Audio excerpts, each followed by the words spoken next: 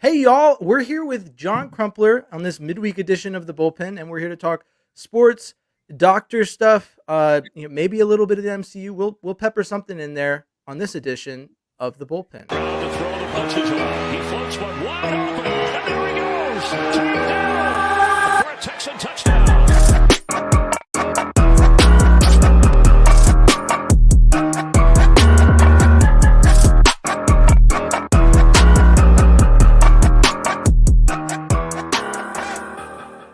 Hello and welcome. I am James Roy here with my partner in crime, Tom, and a special guest, John Crumpler. John, how are you doing today? I'm doing great, James. Tom, thank you so much for having me on. Yeah, I'm enjoying the week. It was nice to have the bye week, but I'm ready to get back into some Texans football.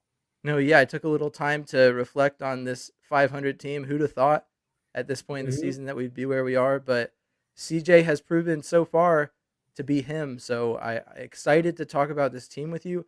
We started a little late today, so I just wanted to ask you about that real quick. I heard you had a little trouble with your eyes. It wasn't my contacts. That might have cost me a few more minutes. I've been learning how to do that. I've been coaching football this fall outside. If anyone's familiar with Atlanta, I'm like very much downtown, like by Grady Hospital, and I'm coaching up outside the perimeter. And ended up doing just lost track of time there. So apologies, guys. But again, thank you so much for waiting. I'm excited to be on. All right, I've driven through Atlanta before, briefly. It was Oh, not I'm so fun. It was sorry. awful. It was around the same time that you're doing it right now, years ago. But I mean, I imagine traffic Man, hasn't changed. traffic is a different beast. I see people in the timeline complaining about Houston traffic a lot, and I was there. I was there for 2 weeks, and like it's bad. I didn't think it was Atlanta bad. I thought at least like it seems the solutions that Houston has come up with is not just constantly add more lanes, and that's what Atlanta has arrived at. So just part of living in the A. Yeah, traffic is traffic. I've experienced it all across the nation. Houston's some of the worst. When I was growing up, I was an hour from my grandparents' house in Houston, so Wow. it was wild. But let's talk some Texans football to start it out. I'd like to start. I feel like I say this every week, but it's really impossible to talk Texans without talking CJ Stroud. I just want to look at it. So CJ made some comments in his interview today with the media. He was asked about Bryce. I think some people might have wanted him to say like, "Oh, we're not on good terms right now because it's game week." But he was very respectful. I liked his answer. My question to you is that he said that watching the film and breaking down Bryce Young's not playing bad football, and that people are just talking about Bryce the way that they are because the Panthers are a bad team. I see his perspective on that. Do you agree with that statement from CJ Stroud? I think I would largely agree with that. I've taken some time to watch Bryce over the last week and a little bit before that. Bryce Young, for anyone who follows me on Twitter, he was my QB1. I was very interested to see how Bryce Young would play as a rookie. He was someone that I actually picked him to win Offensive Rookie of the Year. I thought it was a staff that had so much offensive versatility that he would be really well situated. And I think for Bryce, it's kind of been the perfect combination of bad things going on. And I mean, what do I mean by that? I do think there are limitations to Bryce Young, and you're seeing that physically of his legs. He's not faster than the defensive lineman at the NFL level like he was at Alabama. So all of a sudden, his extension window is a little smaller. And then when he does extend, that arm strength is showing up in the biggest way, in my opinion, is that the windows that do come open on that secondary reaction level, he can't quite get it there the same way that he could at Alabama. But I think that's all exacerbated by it's like Frank Reich got this really diverse group of people, different schemes, different backgrounds, and they just settled on the most vanilla offense possible. It was like they couldn't agree on anything. It's like if you and your buddies got together and you're like, fine, we'll get pizza. That's the only thing that everyone likes. And that's kind of like what the Carolina offense is. Like there's not a lot of it's nothing very complex. It's red sauce and cheese over there. So and then when you put the weapons on top of it, I think I'd agree with CJ that Bryce is playing well. It's just been a very difficult situation for him to succeed in. I mean, look at what Adam Thielen's done. I don't know. I think Mhm. that's indicative of at least a little bit what Bryce Young's able to do. And I agree with you. Pre-draft, I was definitely a Bryce Young guy. That was definitely my camp. Young Ari Gold wanted me to give you some crap over your pre-draft takes on Bryce Young, but Man, I've got my he's not Twitter allowed to question talk for about you football this year. saved for later. So I'll Okay. give you a hint. It has to do with sweater vests or whatever Nick Casario is wearing. So Oh boy, are we gonna talk about my guy, my number one corner? no, but I bet Tom's got a question for you. We'll get into that later. Okay, Hey, first off, John, appreciate you taking the time. absolutely. The one question I'm kind of curious about, obviously you spend a lot of time looking at the Texans, breaking down where their strengths, stuff like that. In looking at Carolina and especially talking about Adam Thielen, do you think that this is a resurgence by him? Is this more him being the only guy in town? Or is this something that he could do for anybody? And now all of a sudden, well, he was that guy in Minnesota for a little while. I'm just curious, because I feel like he's going to be a key part to what Carolina wants to do to try to win this football game. And it's going to be interesting to see what this defense does to kind of limit him. So I'm just kind of curious what your thought is on Adam Thielen. No, absolutely. And I think everything when it comes to football, usually there's a lot of different factors going into it. So is it a resurgence by Phelan? I mean, from a production standpoint, absolutely right now. He was not doing this in Minnesota last year. I mean, heck, from a yardage standpoint, I don't think he was even doing this 2 years ago when he caught double-digit touchdowns. But the reasons for that, I don't think that it's suddenly become, oh, Adam Phelan's a B plus, A minus NFL wide receiver coming into this year. I think it's and when they appoint to, you can listen to how the staff talks about Phelan. In one of his press conferences, Frank Reich said, "Oh, we had a screenplay called. I had to call timeout though because it was for Adam Thielen and he wasn't on the field," which is a hilarious quote because Adam Thielen is not a very physically imposing receiver, but they wanted the play to go to him. So I think this is a guy who has earned the trust of the staff for what he can do with his route running, with how he catches balls, and clearly earned the trust of Bryce Young. And that also is in this backdrop of look at the other offseason bets they made at wide receiver. So they went to DJ Chark, who is a explosive vertical receiver. Texans fans have been watching him for a long time since he was in Jacksonville. And I think they've struggled. One, he hasn't stayed in the field 100%. And then two, they've really struggled to put him in situations to go get that separation. And Bryce has probably been a hair short on deep balls. I think he's missing stuff that he missed in college. So that's not there. Your deep, explosive receiver.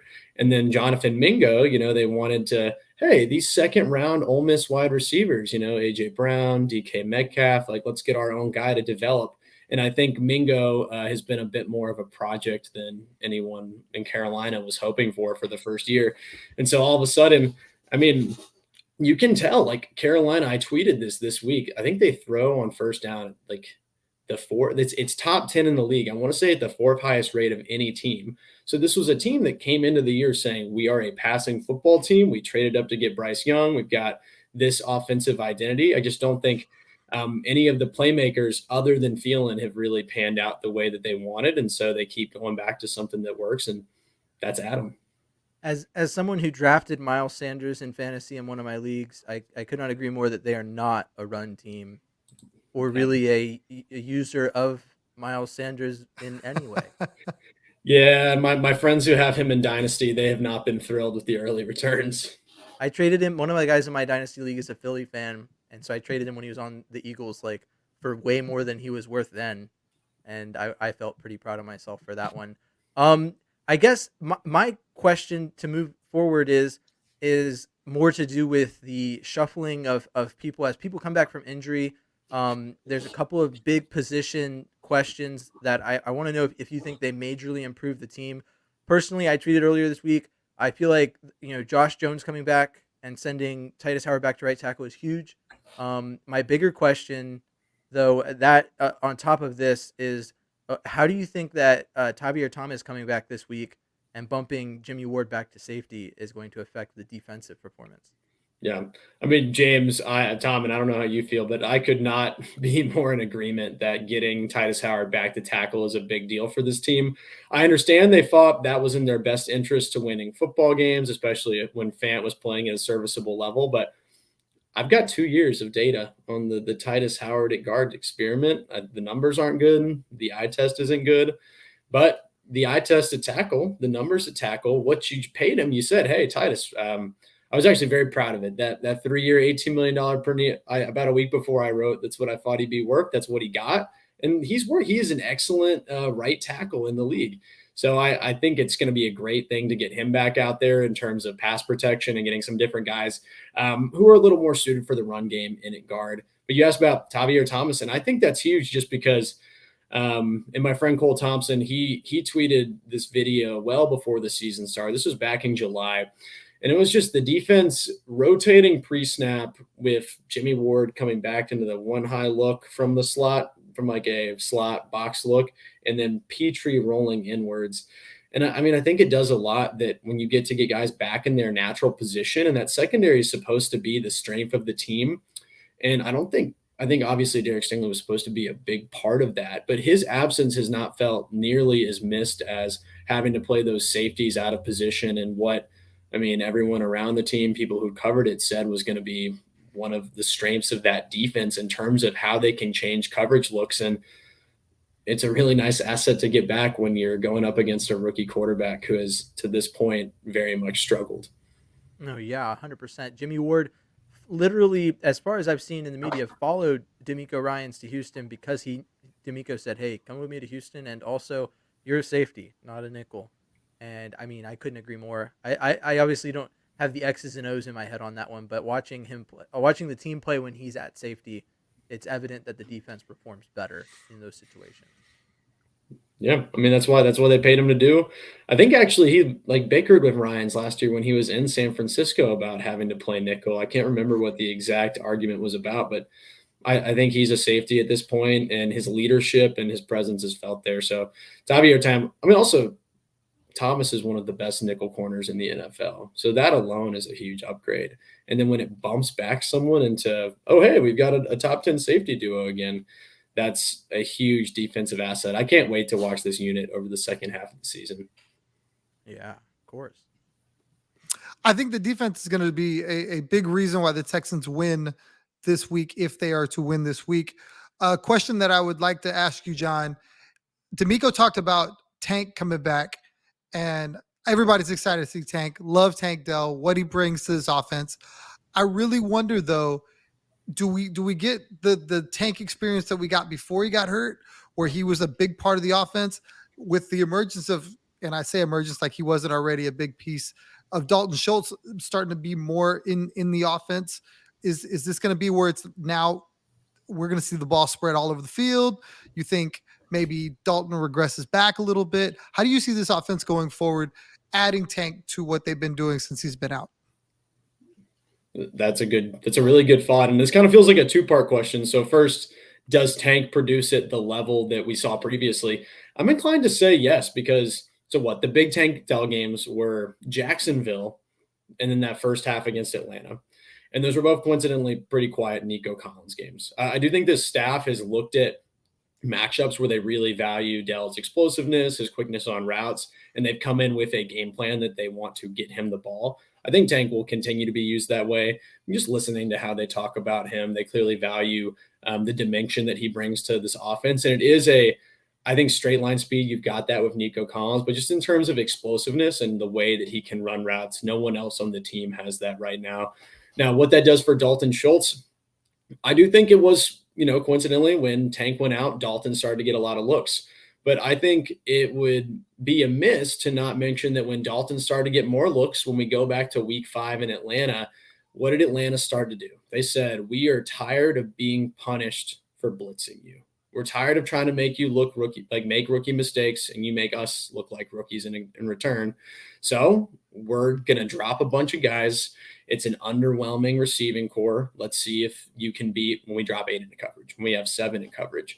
And when they're playing those zones, I think that does open up space for Dalton Schultz to do what he did best and what he did for a long time with Dak Prescott, which is, okay, the linebackers are going to be the weakest unit when you're in zone. I'm going to find the soft spot. I'm going to sit there, and Stroud knows exactly where I'm going to be, and it can get there.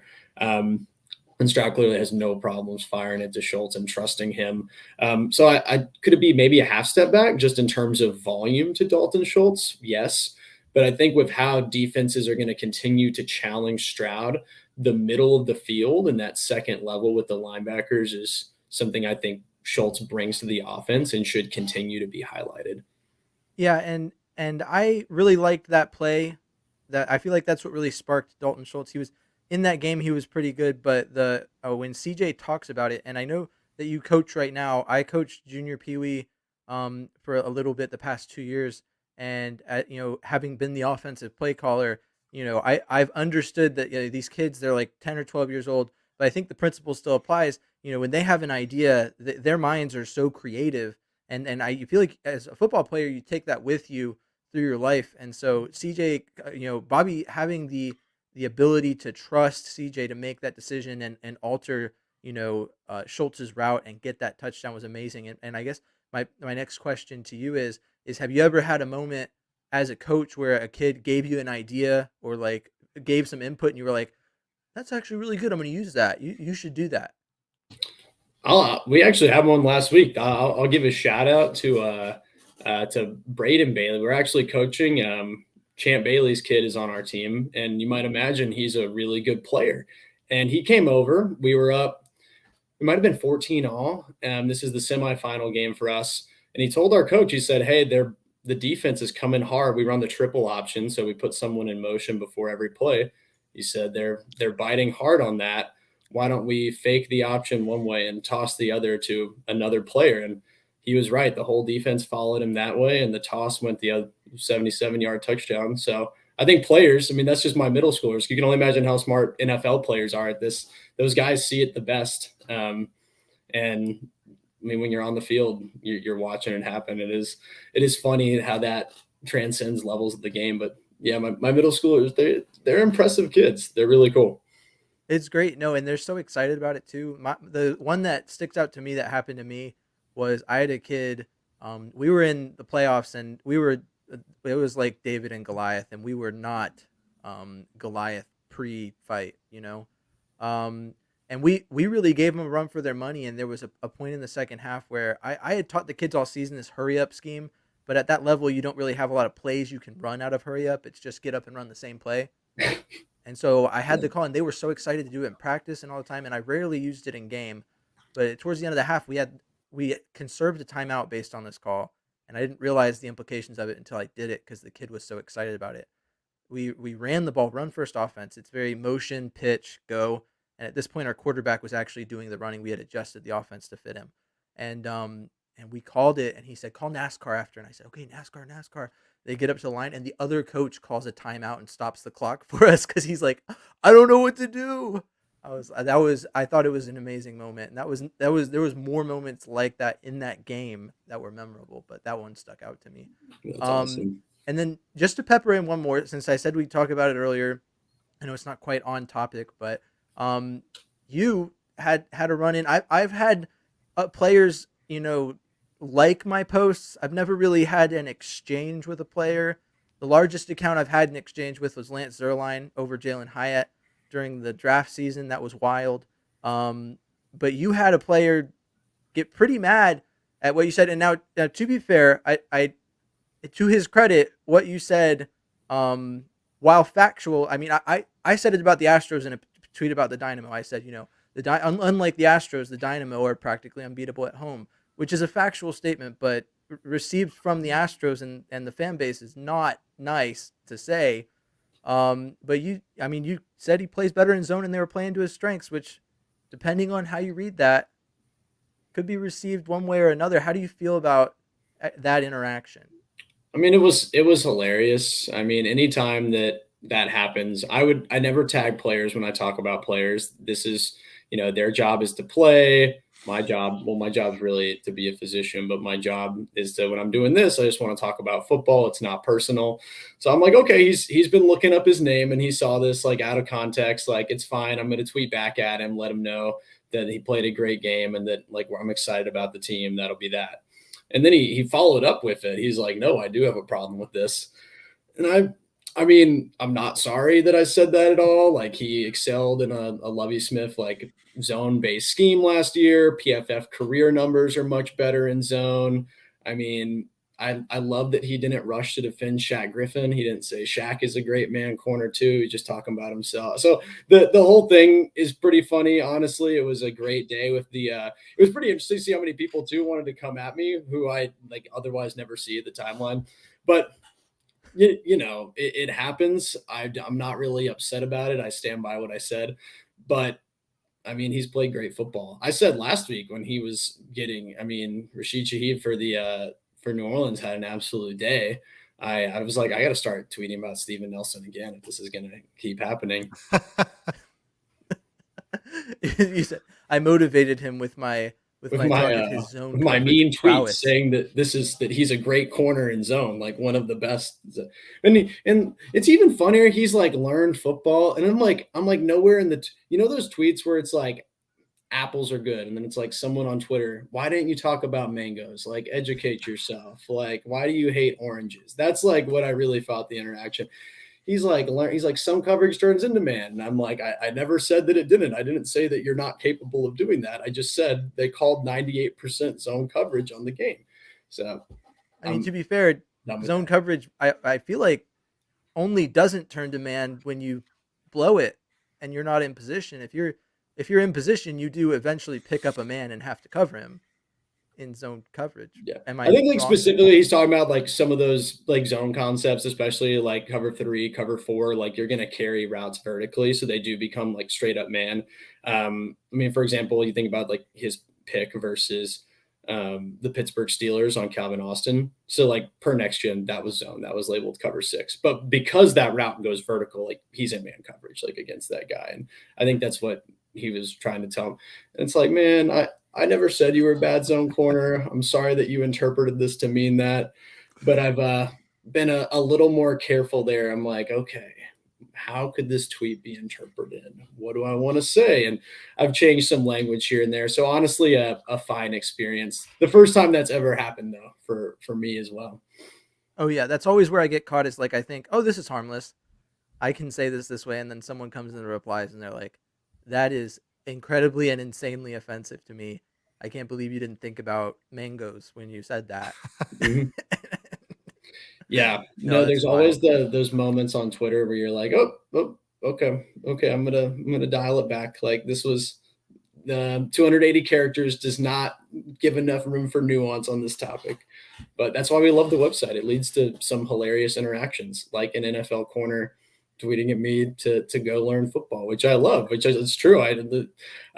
But it was great. It was honestly fantastic, especially when they were winning like that. I was like, okay, man, like if you win again like that Jacksonville game, I'll keep.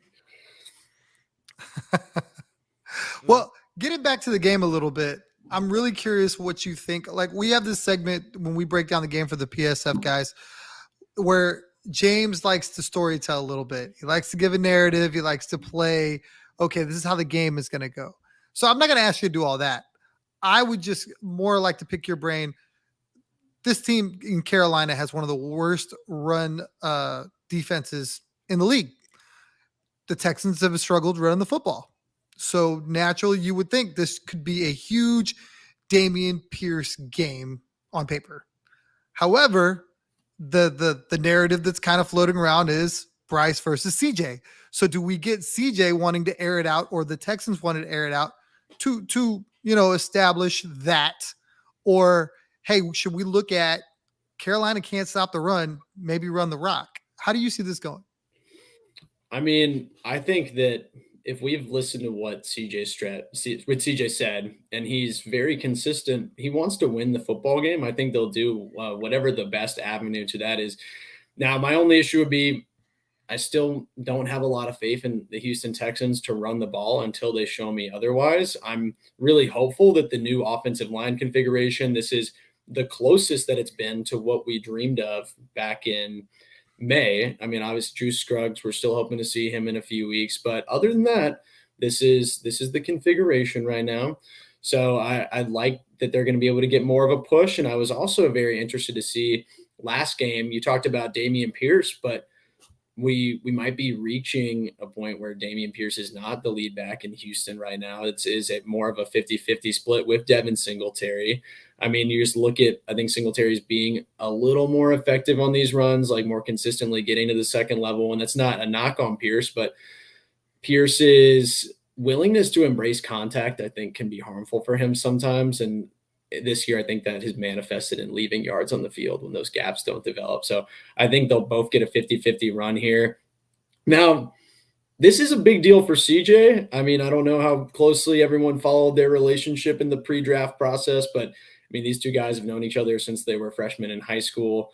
I think the last time they played, CJ talked about it today, was when they were juniors in high school, and Bryce played for one of the best high schools in California. So that didn't go well for CJ, and he talked about it as much.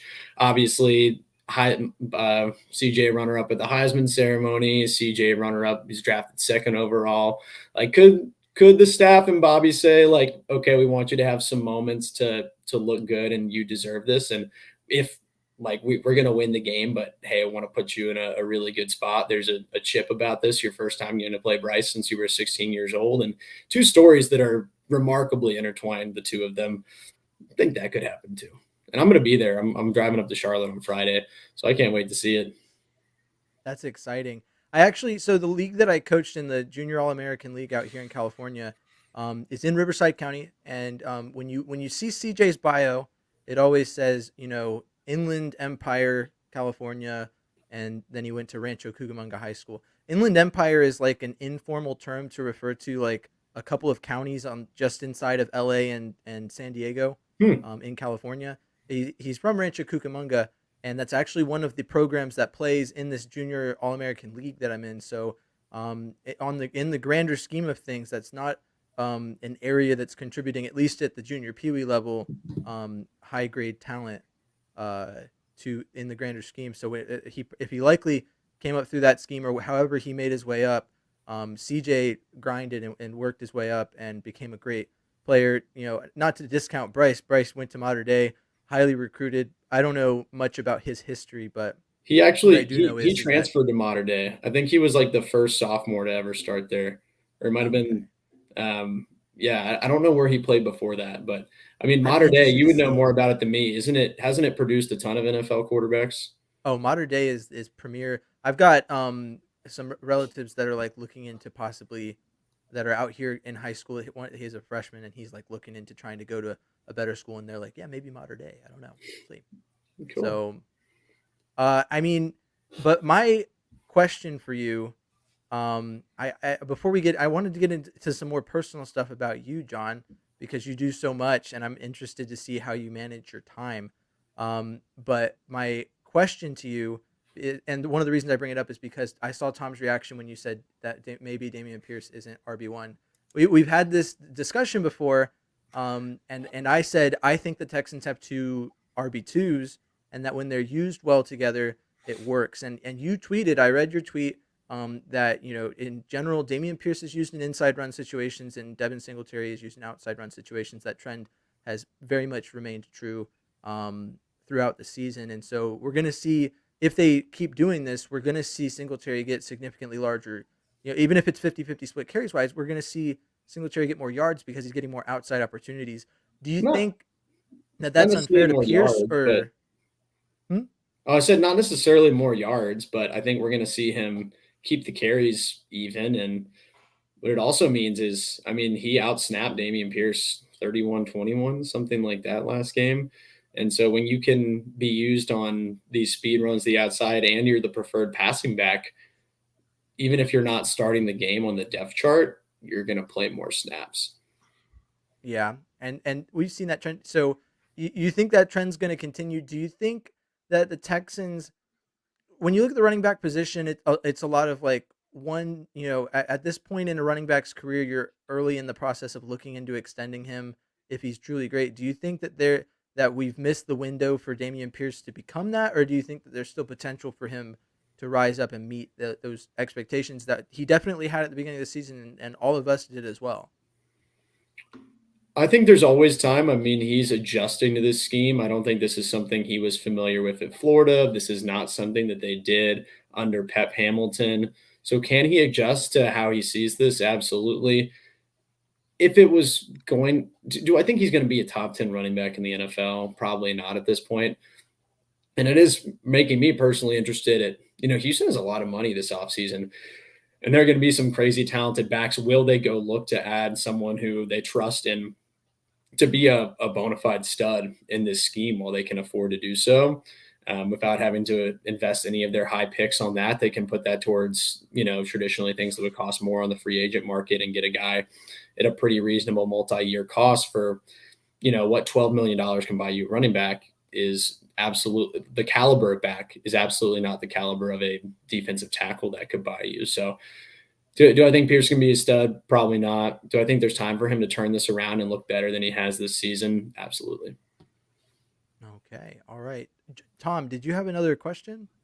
Actually, he just kind of made mention to it. You brought up defensive tackle. What do you think Hassan Ridgeway is going to do for this defensive tackle group that has not done that well? I think they personally should go out and invest in a defensive tackle or a defensive end if Grenard doesn't get to where we think he should be. What do you think about Hassan Ridgeway coming back? Yeah, I'm going to touch on the defensive end thing too. I think Ridgeway's a great add back. I think there was a reason they signed him pretty early in the free agency period. This is a position that's asked a lot of, to put it frank, in D'Amico Ryan's scheme. This defense runs on the defensive line's ability to get penetration, to dictate the game, and to allow linebackers to flow towards gaps and make plays. And that's exhausting. It's just really, really grating to go against those interior offensive linemen, especially when you're the one needing to generate more of that push, more of that umph to go where you want to go. And I think just bringing Ridgeway, another guy, back to that equation, it allows you to keep Sheldon Rankins fresh. It allows Malik Collins for you to get the best out of him. So do I think as an individual, does he bring anything that our current guys don't have? I don't think so.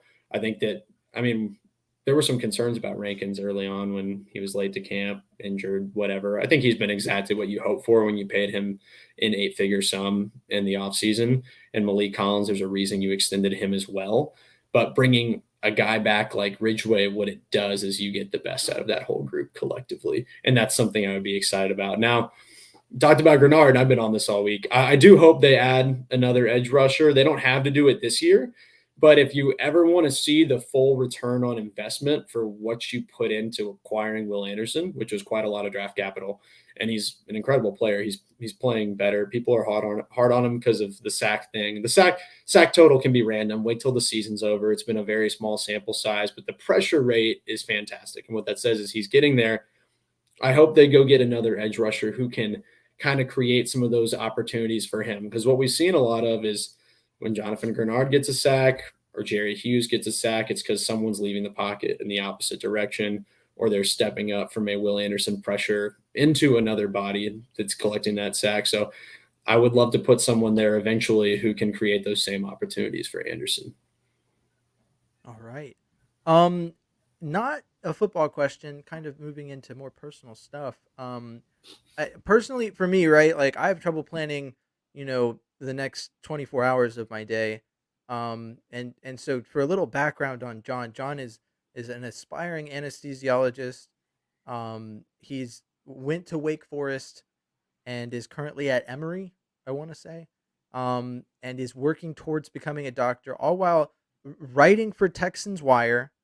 And then on top of all that, I believe you featured in USA Today, just doing a lot. It says on your bio that you also write for Rockets Wire as well. I did do that for a time. It's been, I've had to give up some things, but for a little bit I was doing that as well. And so on top of all that, you're coaching, and I've coached too. That's a lot of time.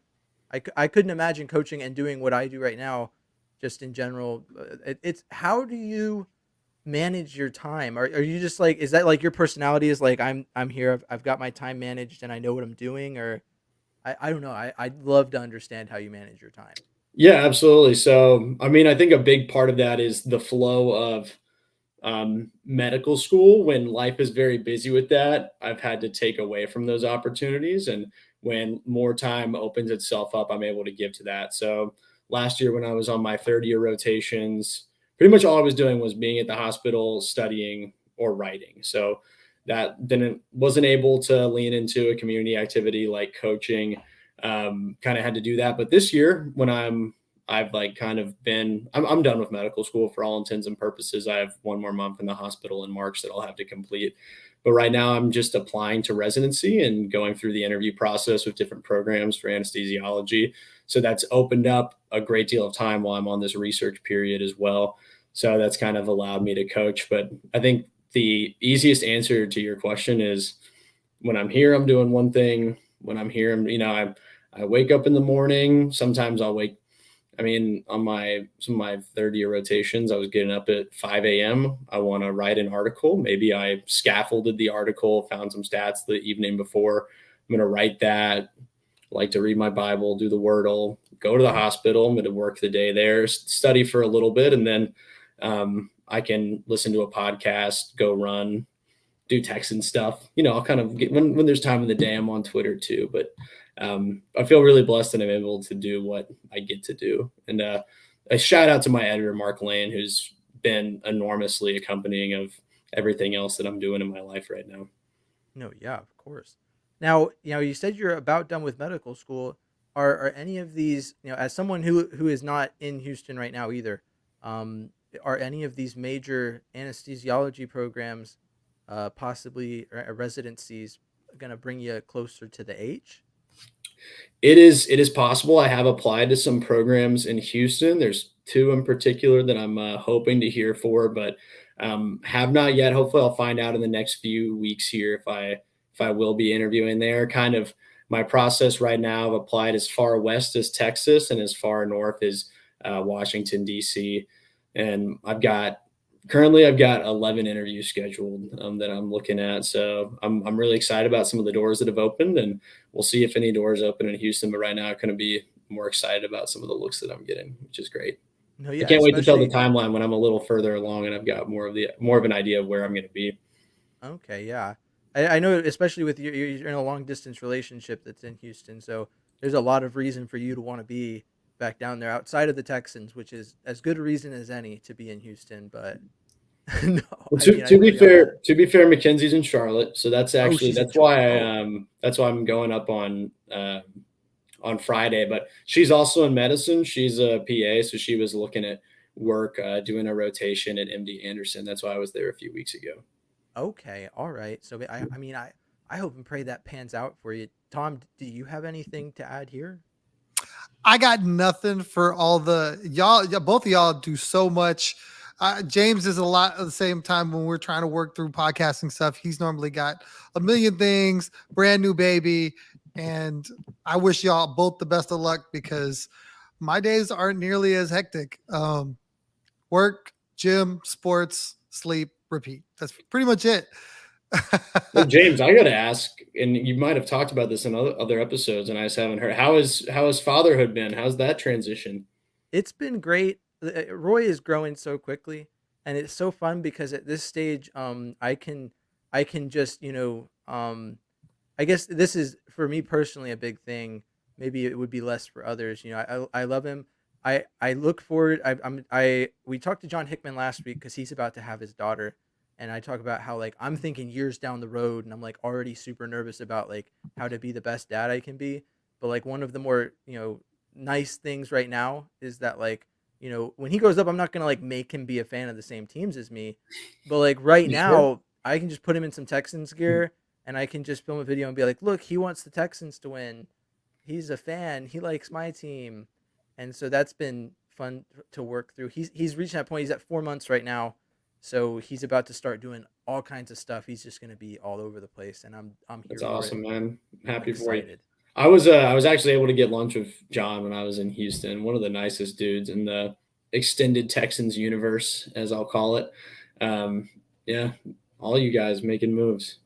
No, yeah, I love him and Cody got a good thing going on Locked On Texans. That's a really good Yes, show. good people, really And good they both are people. great people. I haven't gotten a chance to talk to Cody extensively, and so I saw your picture with John, and that's why I was like, oh wow, we got John on the show, and then we got John on the show, and then they met up the week before. And that's wild. It's like a cool Texans extended universe connection. It's a Speaking of, crossover episode, man. That's how it feels whenever I get to see anybody from online. I'm like, hey, we get. But it's always fun. I mean, I got to link up with John for the first time. Same weekend I met Jordan Punt. It was at the Senior Bowl 2 years ago now. I'm going to oh be yeah, able to that's go great. back this spring, which I'm excited about. But it's a it's a great extended network of people. A lot of just good characters covering this team right now. I'm hoping to get out there and catch a game in person and meet everyone. Hopefully, I hadn't figured it out yet. But speaking of characters and extended universes, in your bio on Texans Wire, you said you love ranking MCU films.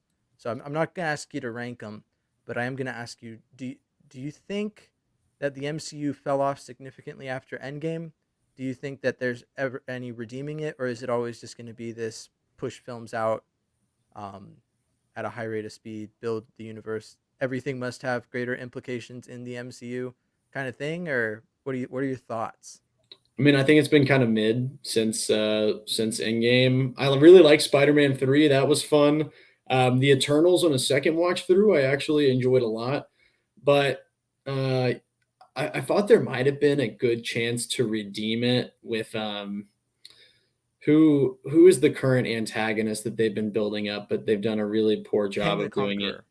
Yes, the Conqueror. But then in Ant-Man and the Wasp, they were like, "Oh, actually, there's an army of technologically advanced ants," and they beat Kang and that was terrible. That did it for me. That was my breaking point with the MCU. So since then, I haven't updated my bio and text, been a little bit more detached, which is disappointing because I did love at least I liked the earlier shows that were coming up on Disney Plus, especially during COVID when there wasn't a lot to do. But I loved those movies in college. Like was going with people like on opening night, every single movie.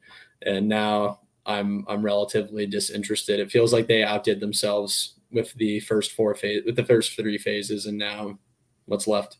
I think the culprit's probably the transition from movie to uh, TV show. It feels like a lot of those TV shows probably could have been movies. Is my Oh, personal absolutely. qualm with Absolutely. it. And I'm like, I don't have time to. I don't even think. I think Loki season 2 came out, and like I really want to see it, but like I don't even think about it. And then I don't want to have to like think about it every Wednesday. This is the 21st century. I should be able to just binge it. But I just want to say I'm disappointed in both of y'all, really, because you got Deadpool coming. I don't know if Kang's gonna be bad always. I can't see the MCU being terrible. There's got to be peaks and valleys, right? They It's not can't be terrible. great It's all just the it's not time. compelling. Like That's true. it is no longer compelling, can't miss material. It's like it went from the steak dinner to like like something, when someone brings out an appetizer, maybe it's like a piece of popcorn. Like, I'll pick at it. It's there when there's nothing else to eat and I'm hungry. Maybe I'm excited about that. But for me, I'm with James that I don't watch I want to watch the shows, but like I don't find them interesting enough that I'm making time to watch the shows. I'm not out on the MCU. So my grading scale for superhero movies is on a scale of 1 to 3. 3 is outstanding, truly excellent. 2 is really good, and 1 is it's a superhero movie, so I'm gonna watch it. That's like my scale. So there's bad superhero movies, but like I'll always watch a superhero movie. It's just one of my favorite genres. I think this is just one of those valleys. They're rebuilding, the MCU kind of because a lot of those guys 10, 15-year runs, they're all done. You look at the guys that played Thor and Iron Man and Cap, they've moved on to bigger and better things and now they have to rebuild that up. But I've been watching Loki since y'all have it. It's pretty good. I think you're gonna see the reemergence of Kang and then they'll go from there. I'm gonna watch it. But on that note, John, I don't want to take any more of your time because I know you're a busy man and I know you're good at time management, but we've been on for 45 minutes, so I feel like it's about time that you went on to your next adventure. You're not going to give me the Nick Casario question? Oh, what we I already was talked ready for about. it. You kind of built it up, and I was like, "How Oh, aggressive is that this was going to the Steve be?" Nelson question. I was I ready. said it had Oh, to that do was the Nelson. because of how Steve Nelson talked about Casario. Okay, Maybe I was good. too indirect. Good. I thought there was going to be like a direct Casario question, and we were going to have to like get into that. And I was really scared about it. So that's great. That's fantastic. Actually, You really were like, I was is he like, Not gonna this catch me off time. guard? What is he thinking? I don't even know what the Casario question is right now. okay, no, that's fantastic. No, guys, this was a lot of fun. You really did your homework on me. So yeah, I appreciate it. You guys both do a great job of what you're doing. Love the content. And I'm glad we're getting to enjoy what is a surprisingly energetic and viable 2023 Houston Texans team to watch and to cover. So thanks again for letting me come on and talk ball. Of course. Before you go, can you give the people where they can find you at? Yeah, absolutely. You guys can follow me on Twitter/X, whatever you call it, on at John H. Crumpler. You can follow me on Instagram. If anything ever happens to Twitter, I'll go over there at Texans Doc. And all my work and some of my great colleagues like Big Sarge, Mark Lane, can be found. All of our stuff is TexansWire.usatoday.com. Make sure you check us out. All right. Well, I have been James Roy. This has been Tom, and thanks for coming on, John. You can find us. I'm at M1 Texans fan. That's also how you can find the YouTube channel for this, or if you're listening on on Spotify and Apple Podcasts is where you can find the Bullpen. This has been the Bullpen, and thanks for tuning in. H-Town forever. Goodbye. Once I find the end stream button, there it is.